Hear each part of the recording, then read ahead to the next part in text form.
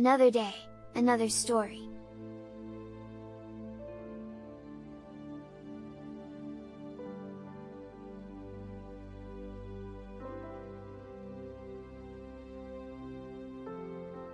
Old French fairy tales.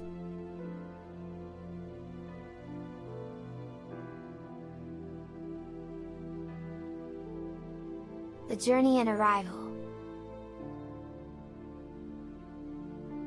The journey of Blondine lasted, as the tortoise had said, 6 months. They were 3 months passing through the forest. At the end of that time she found herself on an arid plain which it required 6 weeks to cross. Then Blondine perceived a castle which reminded her of that of BONNE-BICHE and BEAU-MINON. They were a full month passing through the avenue to this castle. Blondine burned with impatience. Would she indeed learn the fate of her dear friends at the palace? In spite of her extreme anxiety, she dared not ask a single question. If she could have descended from the back of the tortoise, 10 minutes would have sufficed for her to reach the castle. But, alas! The tortoise crept on slowly and Blondine remembered that she had been forbidden to alight or to utter a word. She resolved, therefore, to control her impatience. The tortoise seemed rather to relax than to increase her speed. She consumed 14 days still in passing through this avenue. They seemed 14 centuries to Blondine. She never, however, lost sight of the castle or of the door. The place seemed deserted, she heard no noise, she saw no sign of life. At last, after 24 days' journey, the tortoise paused, and said to Blondine, "Now, princess, descend. By your courage and obedience you have earned the recompense I promised. Enter the little door which you see before you. The first person you will meet will be the fairy BEAU-MINON and she will make known to you the fate of your friends." Blondine sprang lightly to the earth. She had been immovable so long she feared her limbs would be cramped, but on the contrary she was as light and active as when she had lived so happily with her dear BONNE-BICHE and BEAU-MINON and ran joyously and gracefully gathering flowers and chasing butterflies. After having thanked the tortoise most warmly she opened the door which had been pointed out to her and found herself before a young person clothed in white, who asked in a sweet voice, whom she desired to see. "I wish to see the fairy BEAU-MINON. Tell her, I pray you, miss, that the Princess Blondine begs earnestly to see her without delay." "Follow me, princess," replied the young girl. Blondine followed in great agitation. She passed through several beautiful rooms and met many young girls clothed in white, like her guide. They looked at her as if they recognized her and smiled graciously. At last Blondine arrived in a room in every respect resembling that of BONNE-BICHE in the forest of lilacs. The remembrances which this recalled were so painful that she did not perceive the disappearance of her fair young guide. Blondine gazed sadly at the furniture of the room. She saw but one piece which had not adorned the apartment of BONNE-BICHE in the forest of lilacs. This was a wardrobe in gold and ivory, exquisitely carved. It was closed. Blondine felt herself drawn towards it in an inexplicable manner. She was gazing at it intently, not having indeed the power to turn her eyes away, when a door opened and a young and beautiful woman, magnificently dressed, entered and drew near Blondine. "What do you wish, my child?" said she, in a sweet, caressing voice. "Oh, madam," said Blondine, throwing herself at her feet, "I have been assured that you could give me news of my dear, kind friends, BONNE-BICHE and BEAU-MINON. You know, madam, without doubt by what heedless disobedience I gave them up to destruction and that I wept for them a long time, believing them to be dead, but the tortoise, who conducted me here, has given me reason to hope I may one day see them again. Tell me, madam, tell me if they yet live and if I may dare hope for the happiness of rejoining them." "Blondine," replied the fairy BEAU-MINON, sadly, "you are now about to know the fate of your friends, but no matter what you see or hear, do not lose courage or hope." Saying these words, she seized the trembling Blondine and conducted her in front of the wardrobe which had already so forcibly attracted her attention. "Blondine, here is the key to this wardrobe. Open it, and be brave." She handed Blondine a gold key. With a trembling hand the princess opened the wardrobe. What was her anguish when she saw the skins of BONNE-BICHE and BEAU-MINON fastened to the wardrobe with diamond nails. At this terrible sight the unfortunate princess uttered a cry of horror and fell insensible at the feet of the fairy.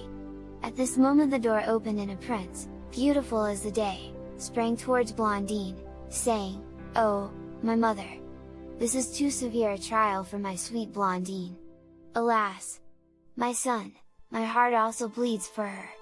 But you know that this last punishment was indispensable to deliver her forever from the yoke of the cruel genius of the forest of lilacs." The fairy bienveillant now with her wand touched Blondine, who was immediately restored to consciousness, but despairing and sobbing convulsively, she exclaimed, "Let me die at once! My life is odious to me! No hope, no happiness, from this time forth forever for poor Blondine! My friends! My cherished friends! I will join you soon in the land of shadows! Blondine! Ever dear Blondine!"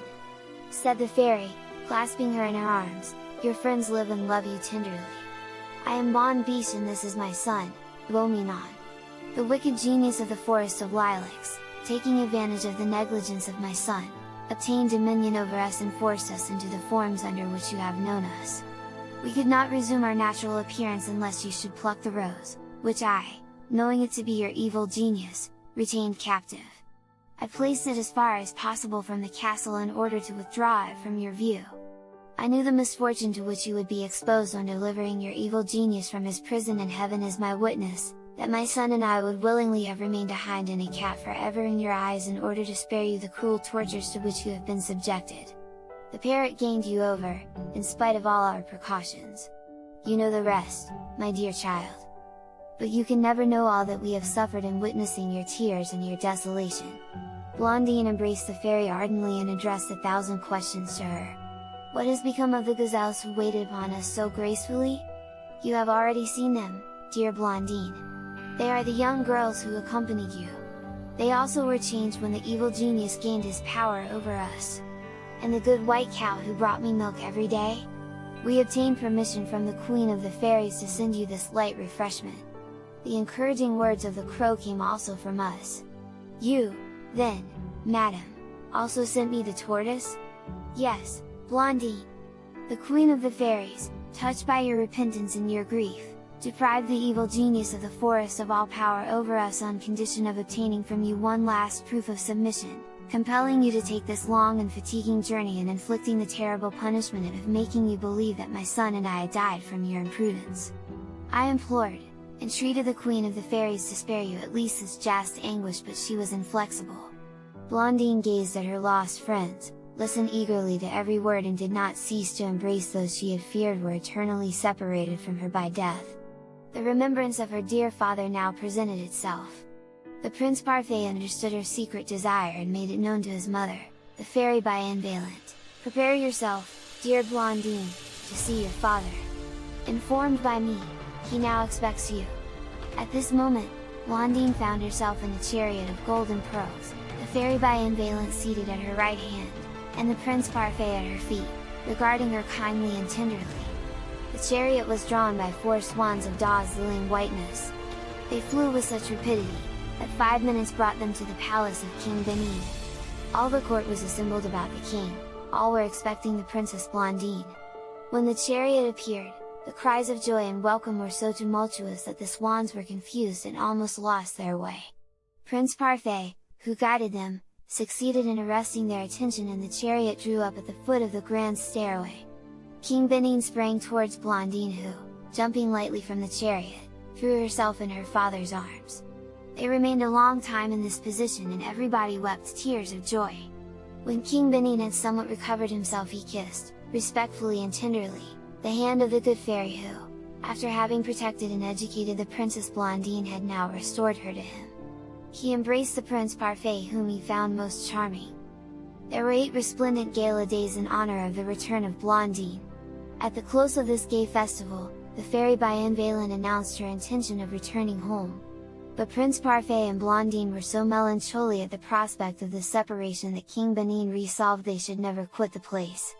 He wedded the fairy, and Blondine became the happy wife of Prince Parfait, who was always for her the beau-minon of the forest of lilacs. Brunette, whose character had entirely changed, came often to see Blondine. Prince Violent, her husband, became more amiable as Brunette became more gentle, and they were very happy. As to Blondine, she had no misfortunes, no griefs. She had lovely daughters, who resembled her, and good and handsome sons, the image of their manly father, Prince Parfait. Everybody loved them and everyone connected with them was happy ever after. The end.